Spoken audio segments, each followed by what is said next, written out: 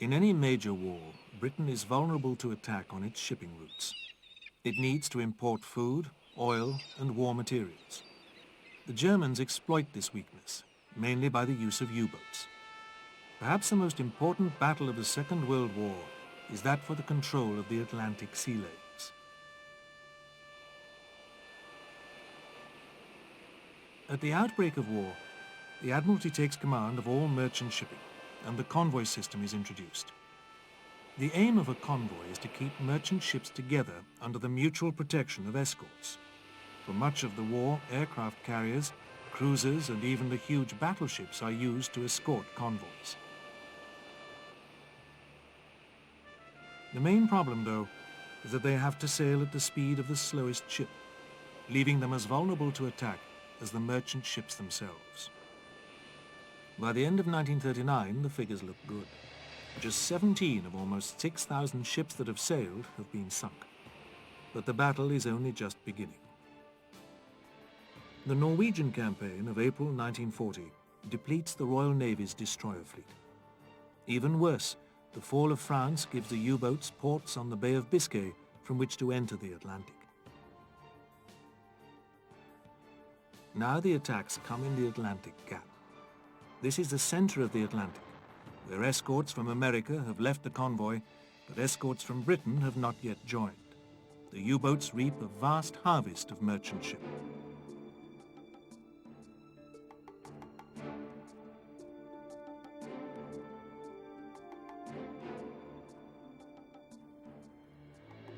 In September 1940, Admiral Karl Dönitz, commander-in-chief of all U-boats, lets loose his wolfpacks.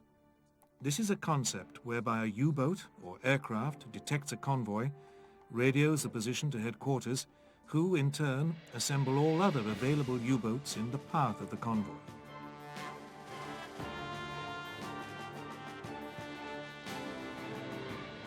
In the year of 1940 alone, more than 1,000 ships are sunk, a total of 4 million tons.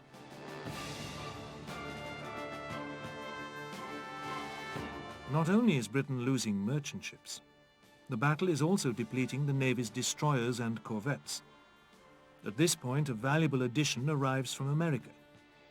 President Roosevelt and the US Congress agree to the loan of 50 elderly destroyers.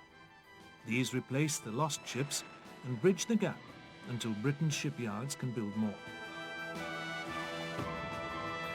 It is, however, the breaking of the German Navy's codes that breaks the stranglehold. Finally, the Navy knows where the U-boats are and can take appropriate action.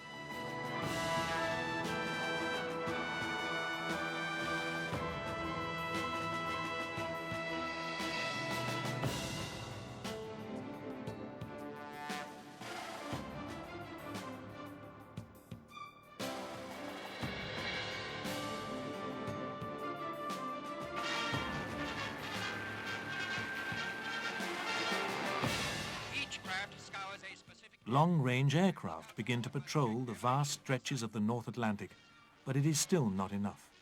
There are now more U-boats operating in the Atlantic than ever before, a total of 312 by the end of 1942. It may be a marauding U-boat caught on the surface. There's no time to be lost lest it escape by submerging. Immediately word is flashed to destroyers nearby and they close in ready for a kill. However, the sub turns out to be English, so all's well, and the patrol plane flies on.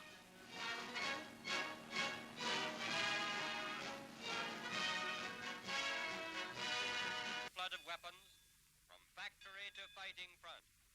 Against the convoys, the U-boat. 1943 sees the climax of the battle. In the first 20 days of March, 500,000 tons are lost, but the tide is turning. More escorts and merchant ships appear. And long-range bombers, we fight back against the U-boat. The Admiralty has advanced information on the whereabouts of the enemy, and the U-boat effort begins to slacken from sheer fatigue. 41 U-boats are lost in May 1943, and Dönitz withdraws the rest, ostensibly for training. They do reappear, but never with the same venom as before. The Battle of the Atlantic is the hardest ever fought by the Royal and Merchant Navies. Thousands of men have lost their lives or suffered from the severe conditions found on the high seas. But their contribution sees the ultimate survival of Britain.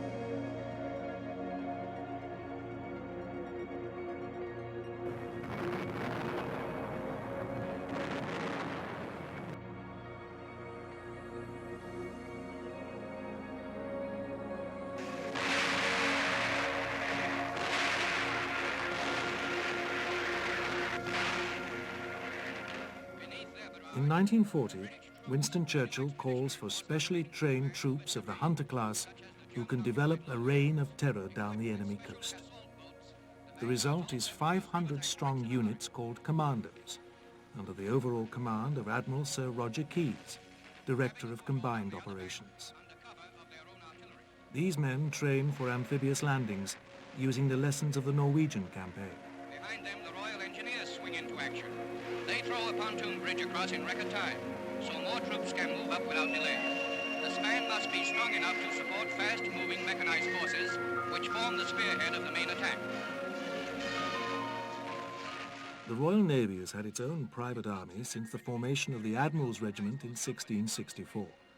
But the Royal Marines, as they became known, are committed on other projects. The formation of the commandos is the first sign of things to come. Operations involving all the armed forces working together. On August the 18th, 1942, the forces landed on the beaches at Dieppe on the French coast. The plan is to carry out a frontal assault on a defended seaside town and then withdraw.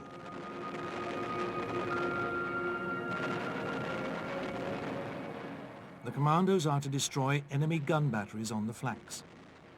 Partially successful, the commandos withdraw. The main force, however, is holed up on the beach, unable to move inland.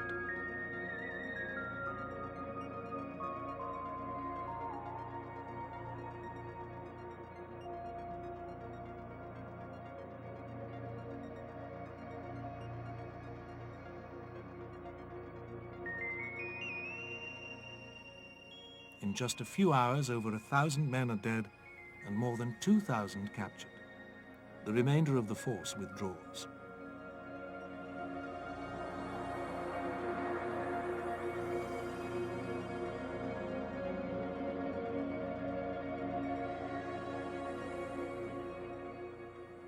The Dieppe raid is called a fiasco, but it proves to be a valuable lesson for the future.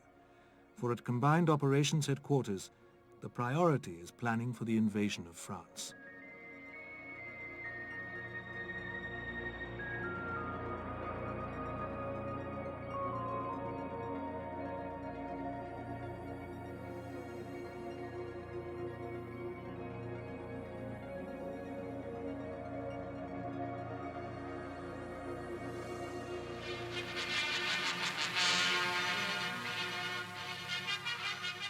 The biggest lesson is that you cannot assault a well-defended port head-on. For this reason alone, Calais is not chosen for the assault. It is therefore decided to land on the Normandy coast in an area of beaches more than 60 miles long. The British and Canadian forces would land in the eastern area on 3 beaches designated Gold, Juno, and Sword. The naval operation would be called Neptune.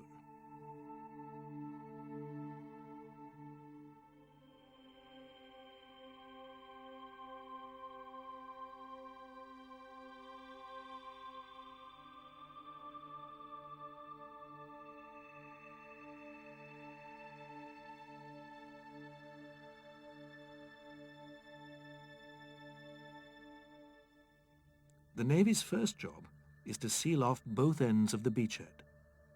This is to prevent attacks by U-boats and the remaining elements of the German Navy's surface forces. The second job is to prepare the beaches for the invasion.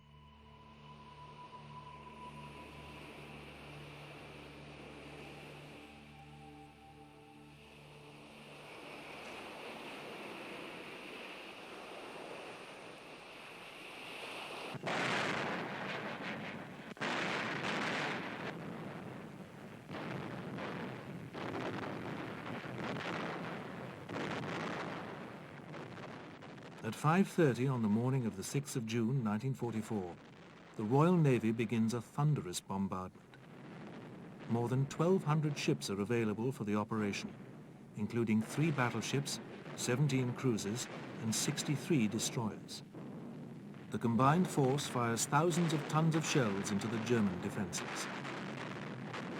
Their next job for D-Day is to put ashore the thousands of men committed to the first wave assault. Canadian and British troops have less distance to go than their American counterparts to the west, and they arrive on the beaches without too many losses. Once landed, though, they meet with fierce resistance, and soon there are landing craft and tanks ablaze. But the area is not good for defense. No cliffs or other natural obstacles.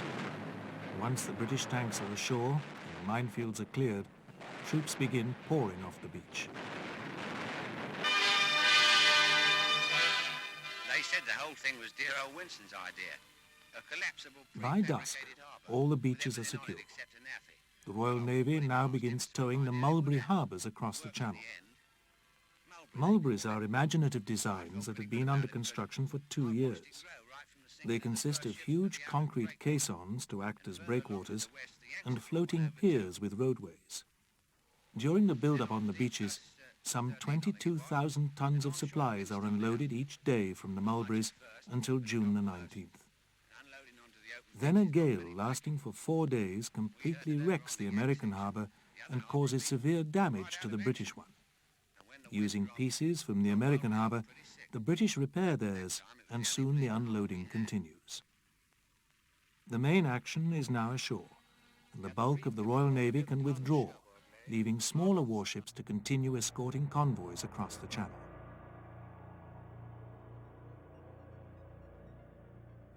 On December the 7th, 1941, the Japanese attacked the US base at Pearl Harbor on the Hawaiian island of Oahu.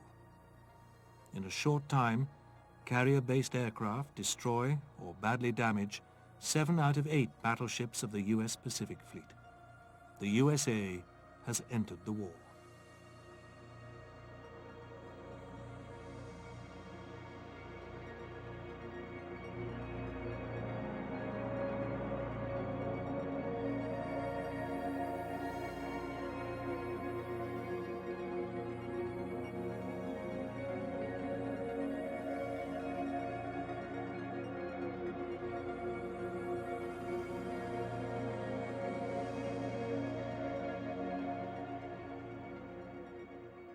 The following morning, Japanese aircraft bombed Singapore, the great British stronghold in the Far East.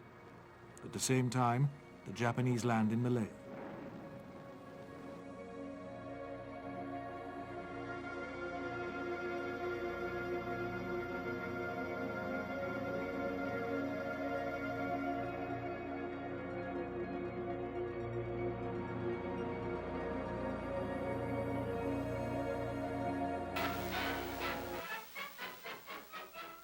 On December the 8th, Vice Admiral Tom Phillips takes Force Z out of Singapore harbour, planning to attack the Japanese beachhead.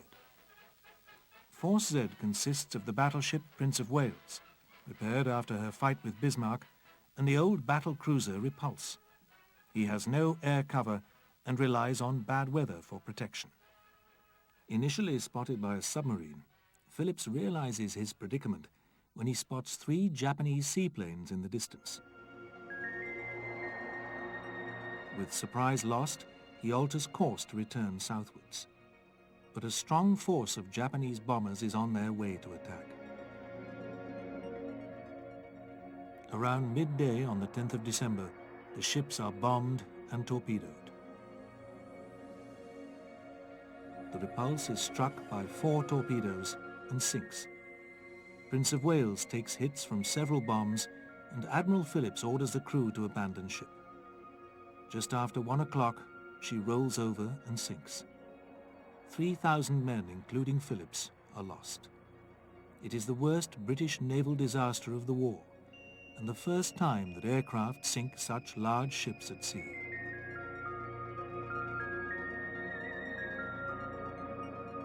The loss of these ships proves that there is little or nothing to stop the Japanese. On the 15th of February 1942, Singapore surrenders.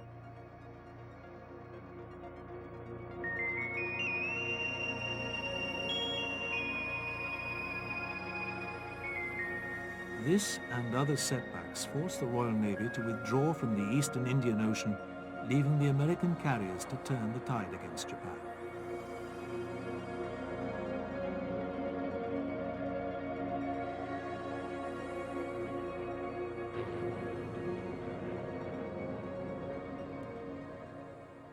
The next 3 years proved that the aircraft carrier is king in the Pacific. Victory at Midway for the American carrier-based aircraft just 6 months after Pearl Harbor gives the advantage to the United States. In fact, it is not too much of an exaggeration to say that the Japanese lose the war at Midway. But it is still a long road before they are finally beaten.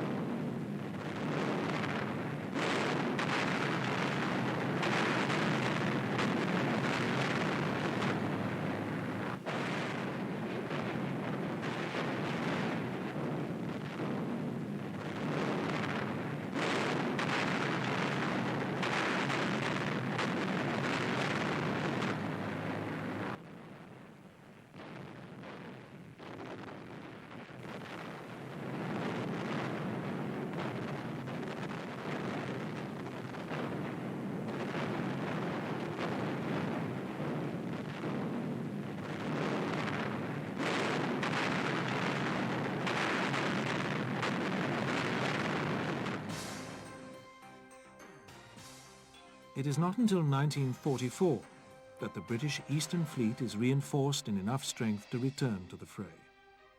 The addition of the Victorious is just the first move in the planned build-up of a substantial carrier force with which the fleet can enter the Pacific. But first, they have to re-equip. They already carry the seagoing version of the RAF Spitfire, the Supermarine Seafire. This carries an arrestor hook for deck landings and extra nose ballast to correct the center of gravity.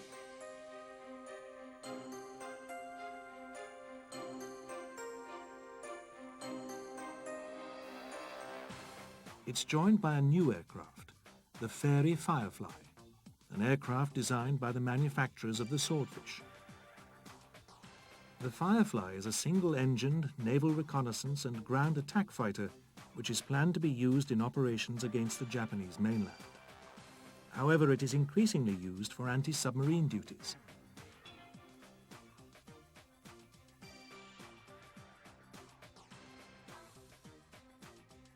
It is soon decided to add to the carrier's complement by buying from the American Navy. Among them is the Grumman F-6F Hellcat, an aircraft that had proved itself at numerous carrier battles throughout the Pacific War.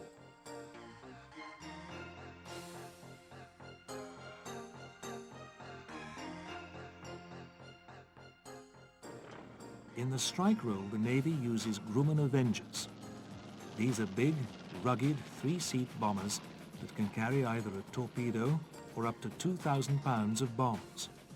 They're also some of the most flexible aircraft in the fleet, being used for anti-submarine patrols or even close support for ground troops. After some operations in the Indian Ocean, the British Pacific Fleet, as it's now called, sails east. In March 1945, it joins the US Fifth Fleet in operations around Okinawa. It is at this point that the British get their first taste of the kamikaze. These are Japanese suicide planes that are used to crash into Allied ships, causing great damage. 4 of the British carriers are hit, but their armoured flight decks prevent the ships being put out of action. The carriers take part in the final operations of the war, when, now attached to Admiral Halsey's Third Fleet, they take part in bombing operations against the Japanese mainland.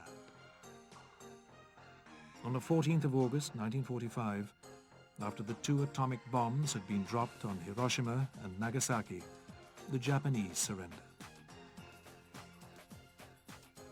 In wartime, the strength of the Royal Navy reaches over 850,000 men and 3,500 ships. It takes just 2 years of peace to reduce this to 170,000 men and 600 ships.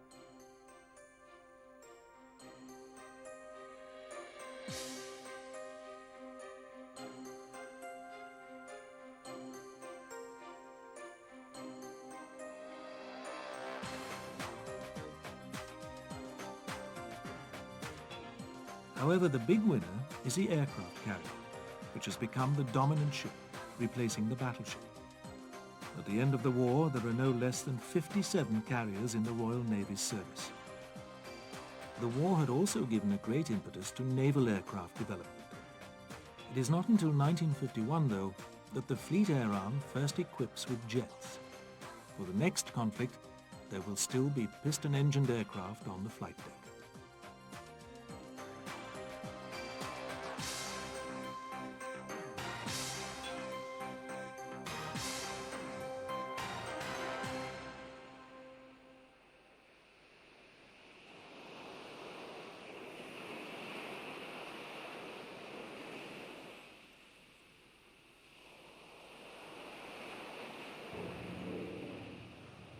In 1950, with the onset of the Korean War, the standard fleet fighter is the Hawker Sea Fury.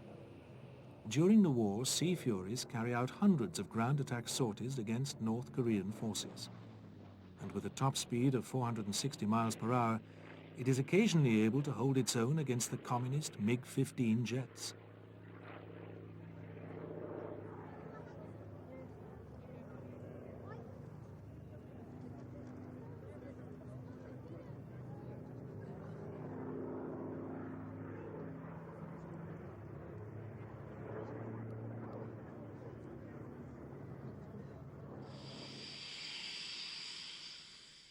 When jets finally enter service with the Fleet Air Arm, there are a number of problems to be solved with the carriers themselves. To stop a landing aircraft from potentially crashing into parked aircraft, the Navy introduces the angled flight deck, giving the pilot the opportunity to go round again after an abortive landing. It is also found that the heavier jets have difficulty being launched using the old hydraulic catapults. The answer is the steam catapult. Yet another British invention is the ejector seat. This makes it possible for pilots to get out of an aircraft in trouble, something that is impossible to do if using just a parachute in a jet aircraft.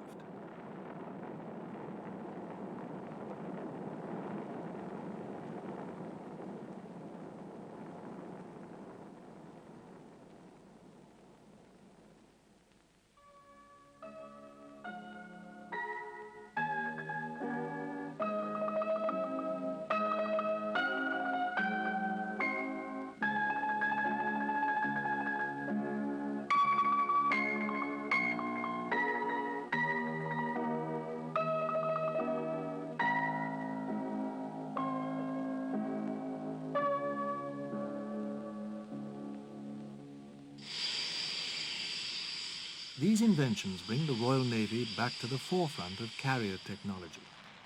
A new era of carrier-based jet aircraft now begins. Supermarine, the company that had built so many naval aircraft between the wars, now produces aircraft such as the Attacker, which is the Navy's first pure jet fighter. It is followed by the Scimitar in 1960.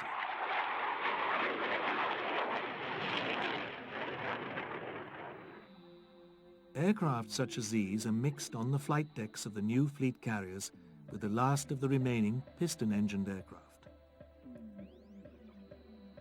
The zenith for the British carrier fleet is in the 1960s. The Navy now has fully operational fleet carriers that hold dozens of aircraft. They also have new aircraft to counter the threat from Soviet ships menacing the sea lanes. In the strike role is the Buccaneer. It is purpose-built to fly low and deliver either conventional bombs or a nuclear weapon. Its rugged design is perfect for the rigors of the flight deck with heavy landings and explosive takeoffs.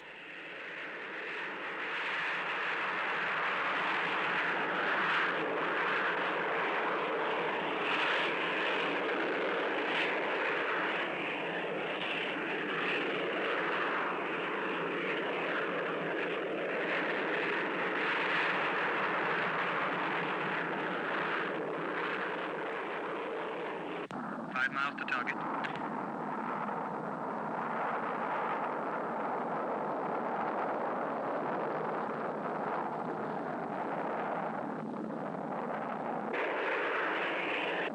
Okay, I see the lakes.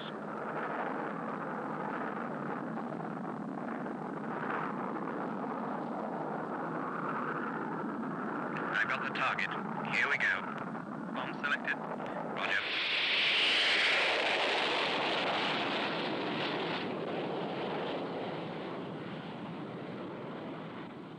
The chosen fighter is the marvelous Phantom. It is bought from America, where it has proved to be a first-rate fighter for the US Navy. They also fly the Fairy Gannet, an aircraft that proves to be an ideal early warning aircraft, despite being one of the ugliest aircraft ever built.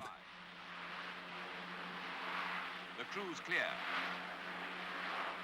FDO winding up to take off power. Full power. Green from Flyco. Go. Back into the seat and away. However, it is the development of the vertical takeoff Harrier and the usefulness of the helicopter that revolutionizes the Royal Navy. The government's determination to get rid of the costly fleet carriers is helped by VSTOL development. These radical new aircraft can be flown off much smaller ships, the first of the Navy's new through-deck cruisers being delivered in 1980. Let's look again at how simple the launch technique is for the pilot. Lined up and ready to go. Brakes off, full throttle, accelerate with nozzles aft, steering between the tram lines, nozzles down. Transition and climb away. Of course, there is not just aircraft carrier development in the post-war years.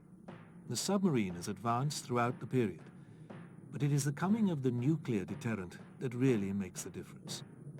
In 1969, the Royal Navy becomes the keeper of Britain's nuclear deterrent, taking over from the RAF. A new generation of powerful Polaris submarines takes to the seas. The Royal Marines also benefit from new ships. In 1960, the carrier HMS Bulwark emerges from refitting as a commando ship. She departs for the Far East, where she exercises with her contingent of Marines. They are now able to use either landing craft or helicopters to get ashore, extending the great tradition of amphibious forces established during the Second World War. The Royal Navy is involved in many small peacekeeping operations and short conflicts during the post-war years.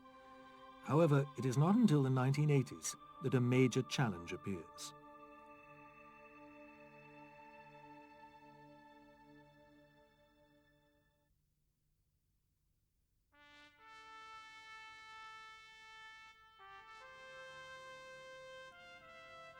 For the Royal Navy, 1982 is probably her most momentous year since the Second World War.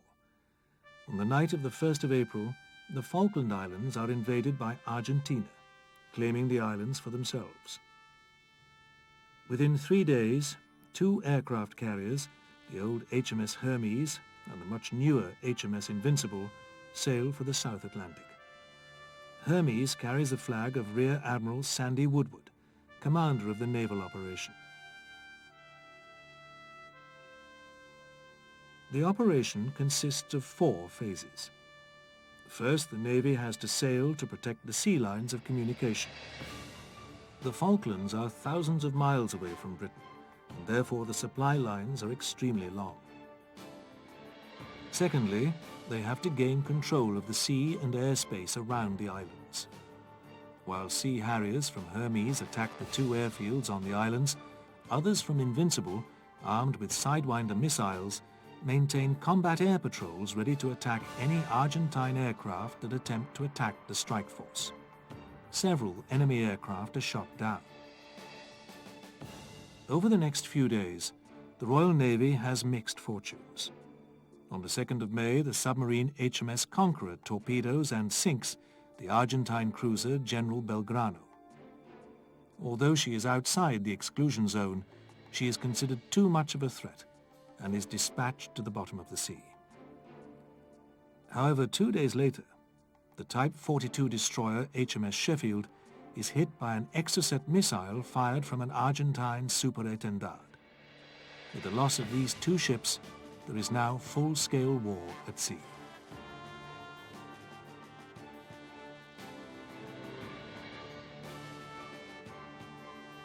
The third phase is to support the landings to retake the islands.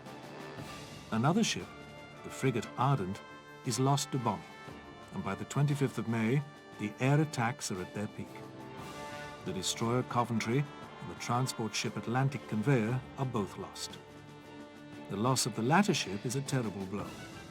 Despite having offloaded her Harriers, she still carried 10 helicopters and vast quantities of stores for the land campaign. On the 28th of May, the troops ashore move out of the beachhead. Now the Navy enters its final phase of the operation, that of supporting the land battle. On the 8th of June, a daring move to land troops at Bluff Cove in the southeast turns to disaster.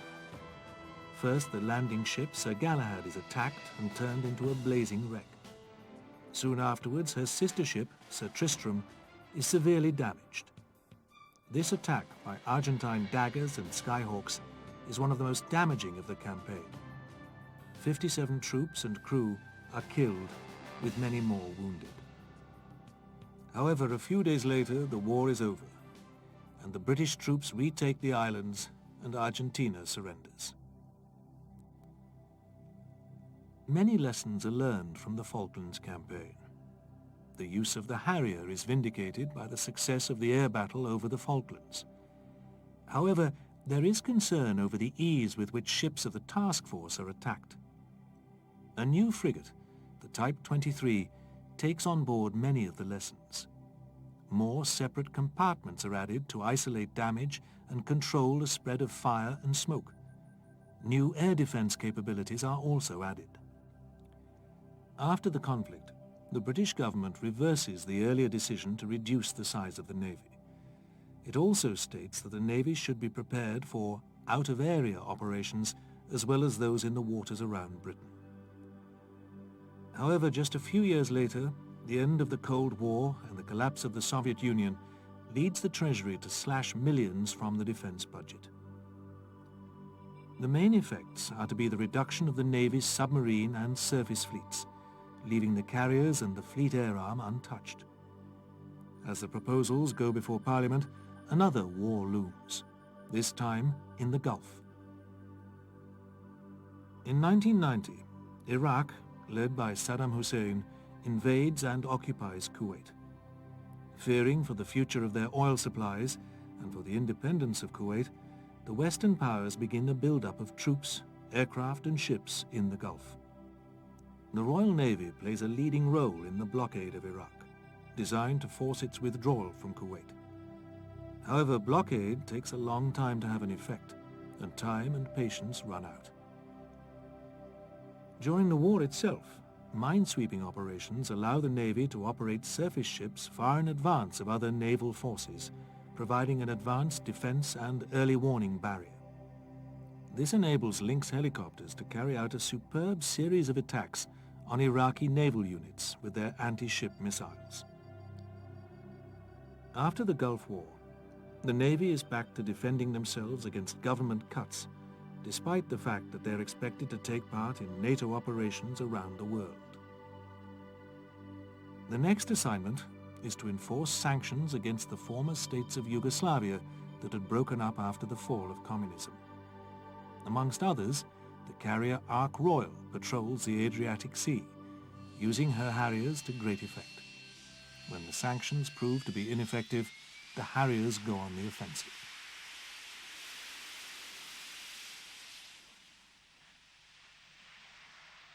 Halfway through the final decade of the century, the emphasis for the Royal Navy is mobility and flexibility, perhaps another way of saying smaller.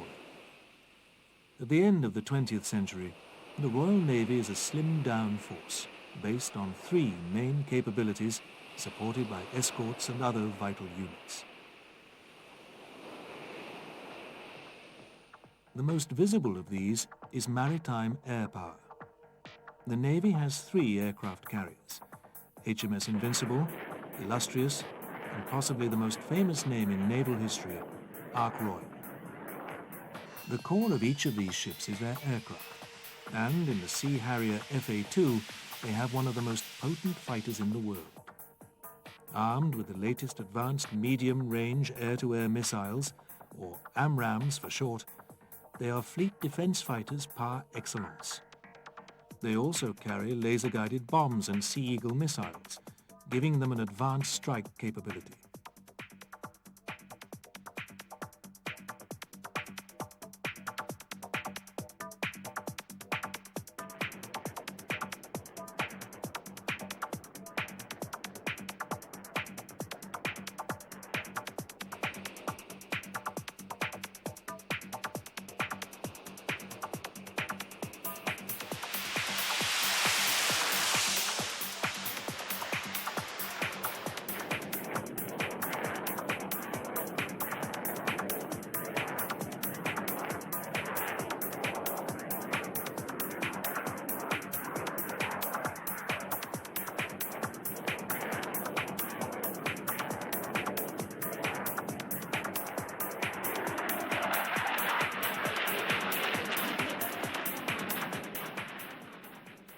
Aircraft carriers, of course, also have a complement of Sea King helicopters, both for anti-submarine warfare and for air-sea rescue.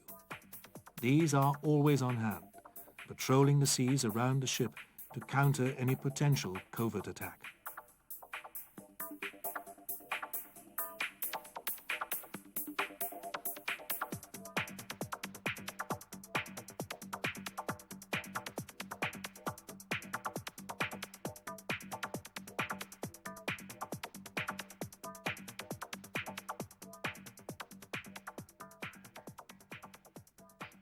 The Sea King has also been joined by an updated Lynx, the Mark 8, the latest anti-submarine and anti-ship helicopter.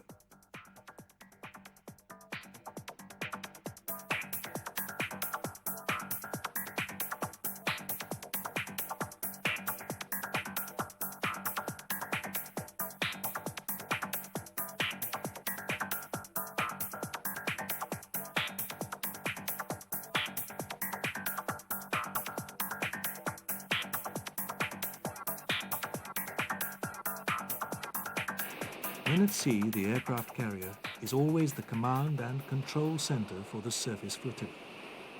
Surrounding her will be a small group of vessels vital to the everyday tasks of life at sea. There will be frigates, tasked to scan on and below the waves for enemy craft. There will be destroyers using their early warning radar and anti-aircraft missiles to ward off enemy air attacks. And there may well be a host of other vessels, all needed to keep naval operations going.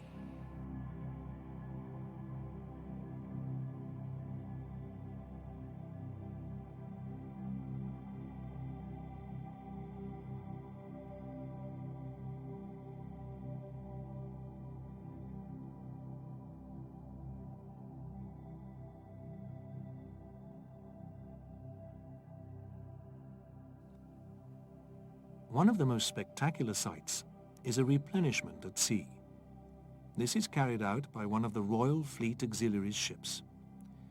She comes within meters of a carrier to deliver everything from food and post for the crew to thousands of tons of fuel to keep both the ship and her aircraft going.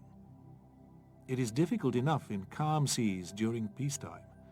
Just imagine doing this in treacherous waters in a war zone with the possibility of enemy attack.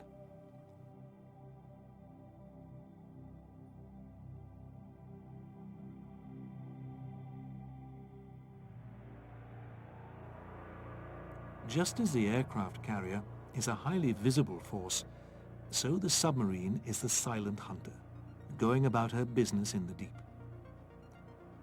The Royal Navy now has two types of submarine. The SSBN, or Submarine Ballistic Nuclear in naval parlance, provides Britain's nuclear deterrent.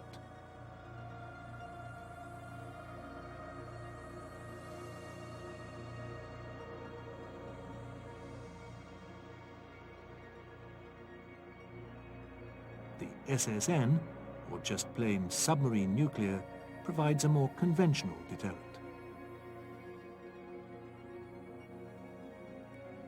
Now that Polaris has gone, the latest Vanguard-class SSBNs carry Trident missiles. The submarine and its deadly load of 16 Tridents are possibly the most powerful force in the world today. Almost 500 feet long and weighing 16,000 tons, Vanguard is the largest UK submarine ever built. As part of the NATO deterrent forces, the SSBN is insurance against the worst-case possibilities.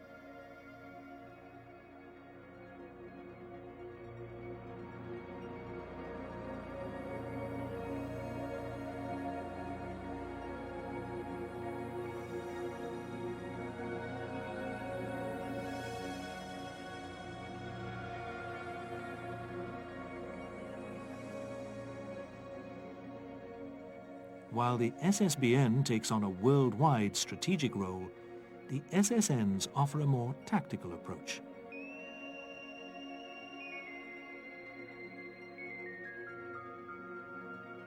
If the Royal Navy wants to monitor opposition forces, protect an area for an amphibious landing, or seek out and destroy an enemy submarine, they call on the services of an SSN.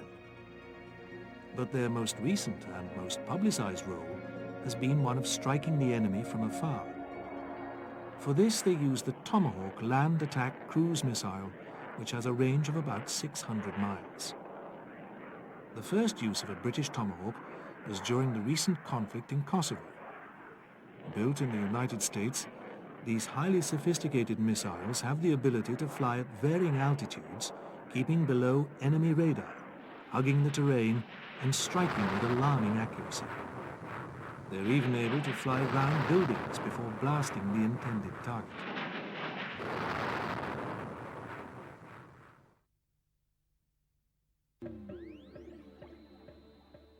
Of course, none of the Royal Navy's submarines could be effective without a professional crew. Almost 10% of the Navy's personnel are in the submarine service, more than 3/4 of them on sea duty, and the average age is only 28. The most tangible of the Royal Navy's capabilities is that performed by the Royal Marines. The Marines have a tradition that stretches back more than 300 years, since when they have been employed as gun crews, land-based infantry, and amphibious assault troops.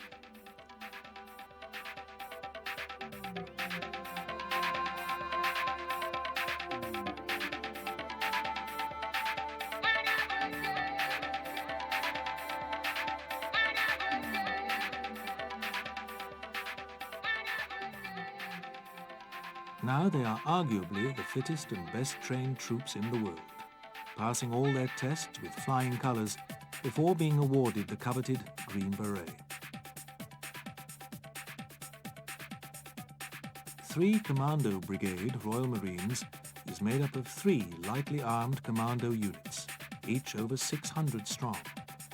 Together they constitute a flexible, rapid reaction force in their own right. The word amphibious normally means that they come via the sea, but today's Marines can also be deployed from the air, carried and supported by the helicopters of the naval air squadrons. They also have artillery and engineering support from Army commando units. Basically, they are a go-anywhere, do-anything force.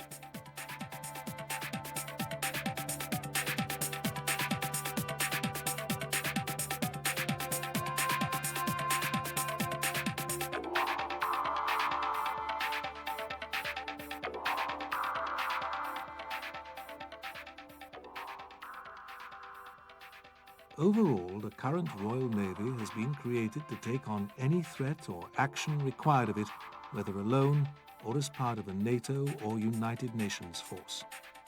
And this policy must also continue into the future. The next generation of ships will have to be multi-role, working with smaller crews and even greater computer automation. They will also be used by all the armed services. The first glimpse of the future is HMS Ocean. Going under the rather formal name of Landing Platform Helicopter, she is designed to take Royal Marines and other Army units anywhere in the world and land them either by helicopter or by landing craft. HMS Ocean has already been used for humanitarian relief operations.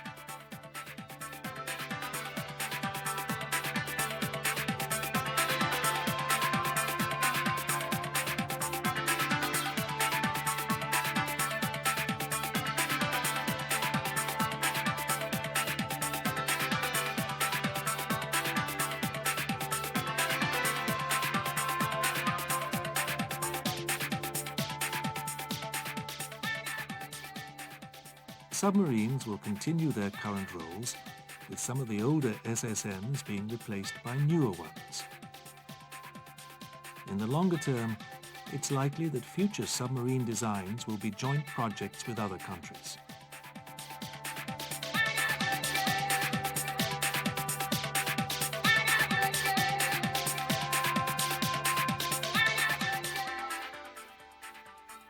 But perhaps the most radical change will be in maritime air power. It is intended that aircraft carriers will still be the core of the Navy's surface flotillas, but the Harrier will be superseded within the next 10 to 20 years. Underway in the United States is a project called the Joint Strike Fighter. Futuristic it may be, but it will undoubtedly be stealthy, supersonic, and able to operate off anything from the giant US carriers to the smaller British ones. At that point, the carriers will need to be replaced.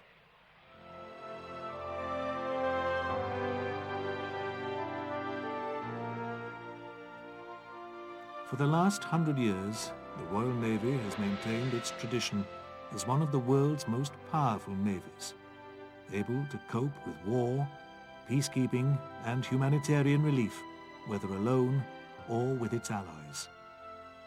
To do anything less in the future would be to betray generations of the Royal Navy's finest.